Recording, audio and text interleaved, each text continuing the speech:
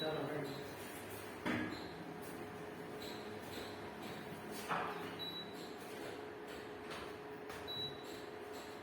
ધોરણ 9 વિષય ગુજરાતી પાઠ 2 ચોરી અને પ્રાયશ્ચિત. આના લેખક છે પોતે ગાંધીજી. ગાંધીજીનો જન્મ 2 ઓક્ટોબર 2/10/1869 માં થયો હતો અને તેમનું અવસાન 30/1/1948 ના રોજ થયું હતું. તો આ પાઠમાં ગાંધીજી પોતાની જિંદગીમાં જે એને અનુભવ થયેલો છે એના વિશે કહે છે કે એનાથી એક ભૂલ થઈ હતી અને એનો એક પ્રાયશ્ચિત કર્યો હતો અને એમાંથી તે મહાત્મા બની ગયા એના વિશેનો આ પાઠ છે. તો ચાલુ કરીએ તેમનો પરિચય. બાપુ રાષ્ટ્રપિતા મહાત્મા મોહનદાસ કરમચંદ ગાંધી. આ ગાંધીજીનું નામ છે મોહનદાસ કરમચંદ ગાંધી અને આપણે એને ટૂંકમાં કહીએ છીએ ગાંધીજી. ગાંધીજીનો જન્મ પોરબંદરમાં થયો હતો. તેમના પિતા કરમચંદ ગાંધી, આ તેમના પિતાનું નામ છે. કરમચંદ ગાંધી પોરબંદર રાજ્યના દિવાન હતા, એટલે કે મંત્રી હતા તેઓ. માતાનું નામ પુતળીબાઈ હતું. પોરબંદર, રાજકોટ અને ઇંગ્લેન્ડમાં અભ્યાસ કર્યો હતો. તેમણે ઇંગ્લેન્ડમાંથી કાયદાની ઉપાધિ મેળવી હતી. કાયદાની ઉપાધિ એટલે કે તેઓ પોતે બેરિસ્ટર હતા. બેરિસ્ટરની પદવી એટલે કે વકીલની પદવી એમણે ઇંગ્લેન્ડમાંથી પ્રાપ્ત કરી હતી. આ ખાસ યાદ રાખજો. આ તમારે 1 માર્ક્સના સવાલમાં લીધે છે. દક્ષિણ આફ્રિકામાં હિન્દીઓના હકો માટે અને ભારતમાં આઝાદીનું નેતૃત્વ તેમણે કર્યું હતું. એટલે કે આપણો દેશ આઝાદ થયો હતો ત્યારે એમાં જે એમના મોટા પાયે નેતૃત્વ ગાંધીજી એટલે કે મહાત્મા ગાંધીજીએ કર્યું હતું. તેમની આત્મકથા સત્યના પ્રયોગો અનેક ભાષામાં અનુવાદ થયા છે. ગાંધીજીની પોતાની બુક છે સત્યના પ્રયોગો. આ ખાસ યાદ રાખજો. તેમની આત્મકથા સત્યના પ્રયોગો અનેક ભાષામાં અનુવાદ થયા છે. અંડરલાઈન કરી દેજો. દક્ષિણ આફ્રિકાના સત્યાગ્રહનો ઇતિહાસ, આરોગ્યની ચાવી, અનાસક્તિ યોગ, હિન્દ સ્વરાજ, સર્વોદય, મંગળ પ્રભાત તેમના નોંધપાત્ર પુસ્તકો છે. આ પણ 1 માર્ક્સમાં આવી શકે. એટલે આ એમના જેટલા પણ પુસ્તકો છે એ ખાસ યાદ રાખવા. તેમણે હજારો પત્રો લખેલા છે અને ગાંધીજીનો અક્ષરદેહ ગ્રંથ શ્રેણીમાં તેમના લખાણો સંગ્રહાયા છે. આ યાદ રાખજો કે ગાંધીજીના જે લખાણો છે એ શેમાં એનો સંગ્રહ કર્યો છે તો કે ગાંધીજીનો અક્ષરદેહ નામની જે ગ્રંથ શ્રેણી છે એમાં એમના લખાણો સંગ્રહાયેલા છે. ગાંધીજીની આત્મકથા સત્યના પ્રયોગોમાંથી લેવાયેલો આ પ્રસંગ ગાંધીજીની નિર્ભીકતા, પ્રાયશ્ચિત કરવાની પ્રામાણિકતાની દ્યોતક છે. એટલે કે ગાંધીજીની આત્મકથા જે છે સત્યના પ્રયોગો, આ બધાને ખબર જ છે કે સત્યના પ્રયોગો એ ગાંધીજીએ લખેલું પુસ્તક છે. તો એમાંથી આ એક પ્રસંગ લીધેલો છે. તો આ ખાસ યાદ રાખજો. સત્યના પ્રયોગોમાંથી લેવાયેલો આ એક પ્રસંગ છે જેમાં નિર્ભીકતા, પ્રાયશ્ચિત કરવાની એટલે કે પ્રાયશ્ચિત આપણાથી ભૂલ થઈ હોય તો તેનો પ્રાયશ્ચિત કઈ રીતે કરવો એ આ સત્યના પ્રયોગોમાંથી જે પ્રસંગ લીધેલો છે એમાં ગાંધીજીએ કહ્યું છે કે ભૂલ થાય તો એનો પ્રાયશ્ચિત કઈ રીતે કરવો. પોતાના માંસાહારી ભાઈને દેવું થયું હોવાથી એમના કડામાંથી સોનું ચોરવાની વાત આલેખી છે. આ ચોરી કર્યા બાદ ગાંધીજીને પશ્ચાતાપ થાય છે. તેઓ પિતાજી આગળ ચિઠ્ઠી લખીને એમની નિખાલસ કબૂલાત કરે છે. એટલે કે આ પ્રસંગ એવો છે કે એમાં ગાંધીજી છે એ ભૂલ કરી બેસે છે. એટલે ગાંધીજી પોતે પોતાની પોતાના રૂબરૂ તેમના પિતાજી પાસે જઈને તેઓ પોતાનો જે ભૂલ થયેલી હોય છે એ કબૂલ કરી શકતા નથી. એટલા માટે તે પિતાજીને એક પત્ર લખે છે અને જે ભૂલ કરી છે એની માફી એવી રીતે માંગે છે, કેમ કે એનામાં એટલી બધી હિંમત નથી હોતી કે તેઓ રૂબરૂ એના પિતાજી પાસે જઈને માફી માંગી શકે. આ ચોરી કર્યા બાદ ગાંધીજીને પશ્ચાતાપ થાય છે. તેઓ પિતાજી આગળ ચિઠ્ઠી લખીને એની નિખાલસ કબૂલાત કરે છે. ક્રોધી સ્વભાવના પિતા સજા કરવાને બદલે અશ્રુ સારે છે અને તેનાથી ગાંધીજીને જીવનમાં પહેલીવાર સત્યાચરણ અને અહિંસાનો પાઠ શીખવા મળે છે. પ્રાયશ્ચિત કેવું મોટું પરિણામ લાવે છે તે અનુભવાય છે. એટલે કે આમાં આ પાઠમાં એવું છે કે ગાંધીજીએ ભૂલ તો કરી નાખી છે. હવે એ આપણને પણ એવું હોય કે આપણે જિંદગીમાં ભૂલ કરી બેસીએ તો એ ભૂલ બીજી વાર ના થાય, એટલા માટે આપણે એમાંથી કંઈક ને કંઈક શીખવાનું હોય છે. તો ગાંધીજીએ આ જે ભૂલ કરેલી છે એ પાઠમાં આપણે આગળ ભણીશું અને તેઓ પોતાના જીવનમાં કઈ વસ્તુઓ છે જે પોતાના જીવનચરણમાં પોતાના આચરણમાં લે છે અને તેઓ એ ભૂલમાંથી તેઓ મહાત્મા બની જાય છે. એટલું બધું આ પ્રસંગોમાં કહેલું છે. ગાંધીજીએ એકવાર કરેલી ભૂલ ફરી ન કરી તેમાંથી મહાત્મા બન્યા છે. આ ખાસ યાદ રાખજો. આ તમારે પણ શીખવા જેવું છે કે માની લો કે કોઈ પણ ભૂલ બધાથી થાય, પણ ભૂલ થાય કેમ કે કહેવત છે કે માણસ માત્ર ભૂલને પાત્ર. ભૂલ થાય તો ભલે થાય, પણ એમાંથી કંઈક શીખવાનું હોય, એટલે કે બીજી વાર એ ભૂલ ક્યારે રિપીટ થવી જોઈએ નહીં. પાઠ ચાલુ કરીએ આપણે.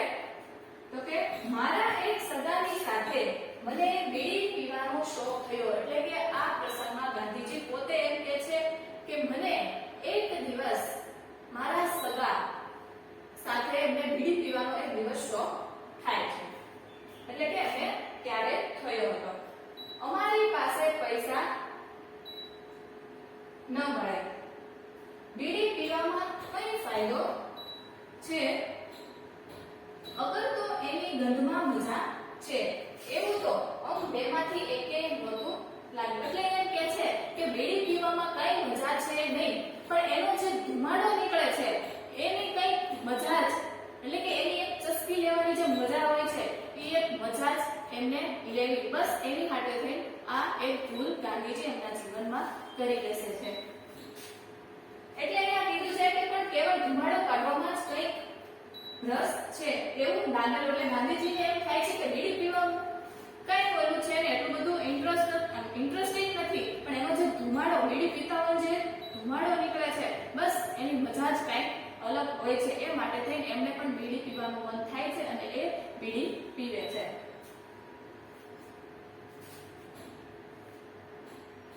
એવું લાગેલું મારા કાકાને બીડી પીવાની ટેવ હતી. એટલે અહીંયા ગાંધીજી એમ કહે છે કે એમના જે કાકા હોય છે, ગાંધીજીના કાકા, એમણે માની લો કે આપણું ઘર હોય તો આપણા દાદા પરદાદા ને એ લોકો બીડી પીતા હોય. એમાં ગાંધીજીના જે કાકા હતા એ પણ બીડી પીતા હતા. એટલે કે એમને પણ ટેવ હતી ને તેમને તથા બીજાને ધુમાડા કાઢતા જોઈ અમને પણ ફૂંકવાની ઈચ્છા થઈ. એટલે કે જે લોકો બીડી પીતા હોય અને એમાંથી જે બીડી પીતા બીજાને જોવે છે અને એની કંઈક એમને જોવાની એટલી બધી એને એમ થતું મનમાં કે આ જોવાની આટલી બધી મજા આવે છે તો હવે આ પીએ તો એની અને એમાંથી જે ધુમાડા નીકળે છે એની મજા જ કંઈક અમને ઓર લાગે છે. એટલે કે આ એક પીવા જેવી વસ્તુ, એટલે કે મજા લેવા જેવી વસ્તુ છે. એટલે ગાંધીજીને પણ અહીંયા બીડી ફૂંકવાની ઈચ્છા થાય છે. પૈસા તો ગાંઠે ન મળે. એટલે કે ગાંધીજી પાસે પૈસા હોતા નથી અને કદાચ એ ઘરેથી માંગે પૈસા તો પણ એમને મળે તેમ નહોતા. એટલે કાકા બીડાના ઠૂઠા ફેંકી દે તે ચોરવાનું અમે શરૂ કર્યું. બીડીના ઠૂઠા એટલે કે બીડી આવે 3 કે 4, આમ તો 3 ઇંચની બીડી આવે, 3-3.5 ઇંચની. તો એ બીડી પીતા પીતા જે નાનો એવો કટકો વધે 1 ઇંચ જેટલો એને કહેવાય ઠૂઠા. એ એમ કહે છે કે બીડીના જે એમના કાકા જ્યારે હતા એ બીડી પીતા અને એટલે જે ઠૂઠા વધતા તો એમણે એટલે કે ગાંધીજીએ એ ચોરવાનું ચાલુ કરી દીધું.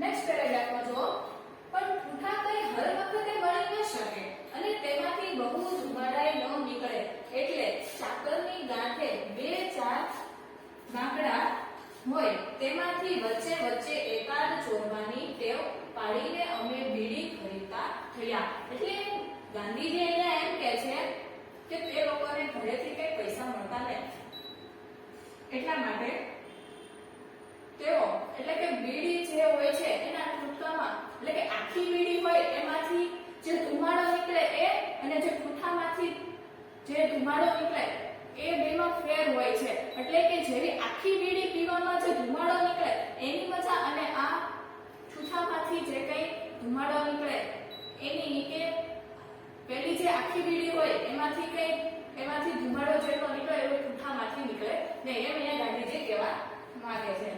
એટલે એમ કહે છે કે પછી તો એમને એમાંથી બહુ ધુમાડા ન નીકળે એટલે ચાકરની ગાંઠે 2-4 ઢોકળા હોય તેમાંથી વચ્ચે વચ્ચે એકાદ ચોરવાની ટેવ પાડીને અમે બીડી ખરીદતા થયા. એટલે એના ઘરમાં નોકર ચાકર કે કોઈ હોય તો એની પાસેથી ક્યારેક માંગે કે ભાઈ આપો ને પૈસા, આમ કરવું છે, આમ છે, તેમ છે, એવી રીતે કરીને ખોટું બોલીને તેઓ પૈસા માંગતા થયા અને પછી તેઓ ચોરી પણ એમાંથી કરી લેતા અને પછી એમાંથી તેઓ બીડી ખરીદતા હતા.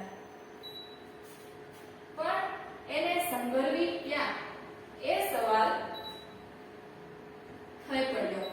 વડીલોના દેખતા તો બીડી પીવાય જ નહીં એ ખબર હતી.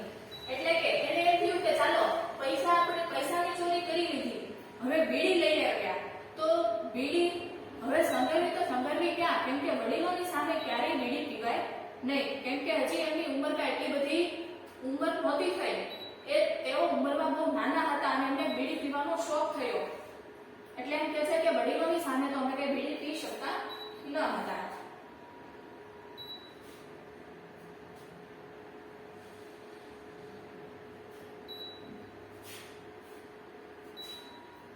જેમ તેમ કરી 2-4 ઢોકળા ચોરીને થોડા અઠવાડિયા ચલાવ્યું. એટલે કે તે ઢોકળા એટલે કે પૈસા 10 પૈસા, 5 પૈસા, 25 પૈસા એવા એ ચોરે છે અને એમાંથી બીડી લેવાનું ચાલુ કરે છે. હવે કહે છે કે એવું તો અમે અઠવાડિયું ચલાવ્યું કે 2-4 ઢોકળા ચોરીને થોડા દિવસ એટલે કે થોડા અઠવાડિયા એવું ચલાવ્યું અને એ દરમિયાન એમણે કીધું કે દરમિયાન સાંભળ્યું કે એક જાતના છોડ તેનું નામ તો ભૂલી ગયો છું, થાય છે તેની ડાંખળી બીડીની જેમ સળગે છે ને તે પી શકાય અને તે મેળવીને ફૂટતા થયા. એટલે કે આ જે બીડી હોય છે એ એક પાન આવે, એનું ચોક્કસ પ્રકારનું પાન હોય છે, એની એ પાનને સૂકવીને એનો રોલ વાળવામાં આવે છે અને સેજ એવો ઉપર દોરો બાંધી દેવા અંદર તમાકુ ભરી દેવામાં આવે છે. એટલે ગાંધીજીને એવી જાણ થાય છે કે એક પાન એવું આવે છે જેમાં એ પાન તોડીને એની બીડી કરીને એમાં તમાકુ નાખીને એટલે કે એ પાનને પણ પી શકાય બીડીની જેમ. એટલે હવે તેઓ એવા પ્રયત્નો અહીંયા ચાલુ કરે છે. એટલે કે એ પાન મેળવીને તેઓ બીડી ફૂંકતા થયા. પણ અમને સંતોષ ન થયો. એટલે ગાંધીજી એમ કહે છે કે એ જે પાન હતા તેઓ ફૂંકતા થયા હતા પણ એમને એમાં કઈ મજા આવતી ન હતી. એટલે એમનાથી એમને કઈ સંતોષ થતો નથી. અમારી પરાધીનતા અને સારવા અલ્લાહની. એટલે એમ થાય છે કે આ શું હવે આ પાનને આમાં તો કઈ મજા આવતી નથી, એટલે હવે કંઈક બીજું કરવું પડશે. એટલે કે હવે જે બીડી જે સ્વરૂપમાં મળે છે એ જ બીડી લેવી પડશે. અહીંયા વડીલોની આજ્ઞા વિના કંઈ જ ન થાય એ દુઃખ થઈ પડ્યું. એટલે એમ કહે છે કે કોઈ પણ કાર્ય કરીએ એમાં વડીલોની આપણે કંઈક ને કંઈક તો સપોર્ટની એટલે કે આધારની જરૂર પડે. તો હવે બીડી પીવી છે તો હવે વડીલોને કહે તો વડીલો એને ખીજાય, મારે. એટલે એમ કહે છે કે હવે વડીલોને કહેવું તો કઈ રીતે કહેવું અને એની આજ્ઞા વગર બીડી એટલે કે આવી અવળી મોટી ભૂલ કરવી કેમ?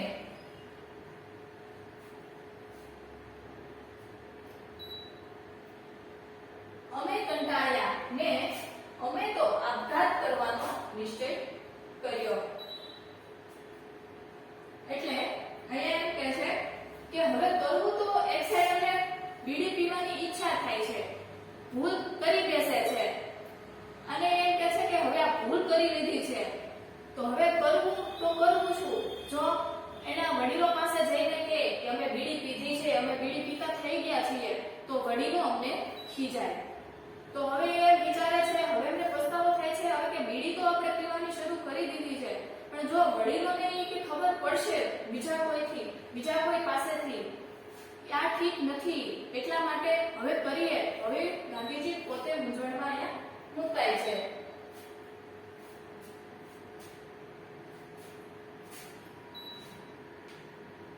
પછી ગાંધીજી એમ કહે છે કે અમે કંટાળ્યા અને અમે આપઘાત કરવાનો નિશ્ચય કર્યો. એમ કહે છે કે હવે બીડી તો પીવાનું ચાલુ કરી દીધું છે, ભૂલ કરી બેઠા છીએ પણ હવે કરવું તો શું કરીએ? આપઘાત કરી લઈએ એટલે સુસાઇડ કરી લઈએ. પણ આપઘાત કઈ રીતે કરવો? ગાંધીજીના મનમાં આવા કેટલાય સવાલો ઊભા થાય છે કે આપઘાત કરવો તો કઈ રીતે કરવો? ઝેર કોણ આપે? આ બધા ગાંધીજીના મનમાં પ્રશ્ન ઉદ્ભવે છે કે આપઘાત કરવો તો કઈ રીતે કરવો? ઝેર કોણ આપે? અમે સાંભળ્યું કે ધતુરાના દોડવાના બી ખાઈએ તો મૃત્યુ નીપજે. ધતુરો જે શંકર ભગવાનને ચડાવવામાં આવે છે, કાંટાવાળું જે ફળ આવે એને કહેવાય ધતુરો, એનો છોડવો આવે છે. એટલે ગાંધીજીને એવી જાણ હોય છે કે એને સાંભળ્યું હતું કશે કે ધતુરાનો જે દોડવો એટલે કે જે ધતુરો હોય છે એના બી ખાઈએ કે ધતુરાની અંદર જે બી હોય એ ખાઈએ તો એનાથી મૃત્યુ નીપજે. એટલે કે ધતુરો હોય છે એને ઝેરી માનવામાં આવે છે. એટલે એમ કહે છે કે એના દોડવાના બી ખાઈ લઈએ. અમે બગડામાં જઈએ તે મેળવી આવ્યા. એટલે કહે છે કે તેઓ પછી બગડા એટલે વાડા હોય મોટા મોટા ત્યાં એ લોકો જાય છે, ધતુરાના છોડવામાંથી ધતુરો તોડે છે અને પછી તેઓ આગળ વધે છે. શું કરે છે તે જુઓ. એટલે કે તેઓ બગડામાં જઈને ધતુરો મેળવી આવ્યા. સંધ્યાનો સમય શોધ્યો. સંધ્યાનો સમય એટલે કે સાંજનો સમય એ લોકો શોધે છે. કેદારજી મંદિરે દીપમાળામાં ઘી ચડાવ્યું. દર્શન કર્યા ને એકાંત શોધ્યું. એટલે એમ કહે છે કે તેઓ મંદિરની પાસે સંધ્યાટાણું થાય એટલે અંધારું થઈ જાય તો આવું કરીએ તો કોઈને ખબર ના પડે. એટલે તેઓ કેદારજી મંદિર હોય છે દીપમાળા એટલે કે આરતીના ટાણે ત્યાં તે જાય છે મંદિર પાસે, તેમાં ઘી ચડાવે છે અને ભગવાનના દર્શન કરે છે. અને પછી એકાંત શોધ્યું. એકાંત શોધ્યું એનો મતલબ એમ કે હવે તે લોકો આ ધતુરો છે એના બી કઈ રીતે ખાવા, કઈ રીતે મૃત્યુ પામવું એ હવે તેઓ એકાંત એટલે જે એકલા હોય કોઈ જોતું ના હોય એવું સ્થળ હવે એ લોકો હવે ગોતે છે.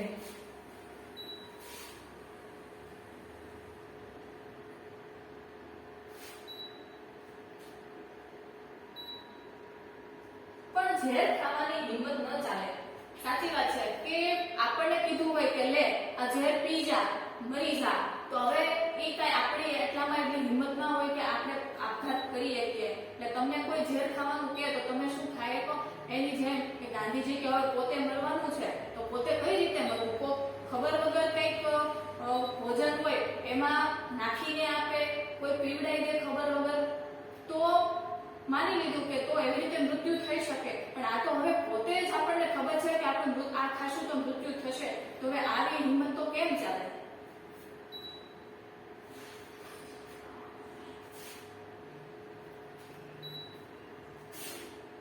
તુરંત મૃત્યુ નહીં થાય તો એટલે ગાંધીજી વિચારે છે તો એને મૃત્યુ કરવું છે છતાં ઉપરથી એવું વિચારે છે કે તુરંત મૃત્યુ નહીં થાય તો મરીને શું લાભ? એમ કે છે કે આ ધતુરાના બી તો ખાઈ લો, પણ ફાયદો શું? તરત હું નહીં મરું તો? એટલે કે મરું તો મરવાનો શું લાભ છે? પરાધીનતા તાનો ભોગવી છૂટવું, છતાં 2000 બીટ ખાધા. એટલે પછી આવું બધું એના મનમાં બહુ જ બધા સવાલો ઉદ્ભવે છે અને છેલ્લે એ ધતુરામાંથી 2-3 બી ખાઈ લે છે. બીજા ખાવાની હિંમત જ ન ચાલી, એટલે કે 2-3 બી ખાધા પણ હવે આગળ એનાથી વધાતું નથી, એટલે કે તેઓ આગળ ધતુરાના બી ખાઈ શકતા નથી. બંને મોતથી ડર્યા, કે એનો જે કોઈ સગો હતો સાથે એ અને ગાંધીજી એ હવે ડરે છે, એટલે કે એમને મોતથી બીક લાગવા મળી છે. હવે તો કે બંને મોતથી ડર્યા અને રામજીને મંદિરે જઈ દર્શન કરી શાંત થઈ જવું ને આપઘાતની વાત ભૂલી જવી એવો ઠરાવ કર્યો. એટલે કે ગાંધીજી પોતે એની સાથેનો કોઈ સગો હતો એ હવે મંદિરમાં જાય છે, રામજીના મંદિરમાં, અને વિચારે છે કે આપણે આજે આપઘાત કરવાનો છે વિચાર છે એ હવે એ મગજમાંથી દૂર કરી દઈએ, આપણે આપઘાત કરવો નથી અને આપણે શાંતિથી થોડી વાર બેસીએ એટલે બધું શું કરવું આગળ, કઈ રીતે આ ભૂલ થઈ છે તેનો પ્રાયશ્ચિત કઈ રીતે કરવું, એવું શાંત મગજે આપણે વિચારીએ.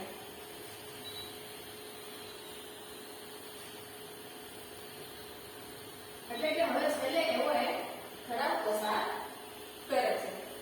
અહીંયા સુધી રાખીએ.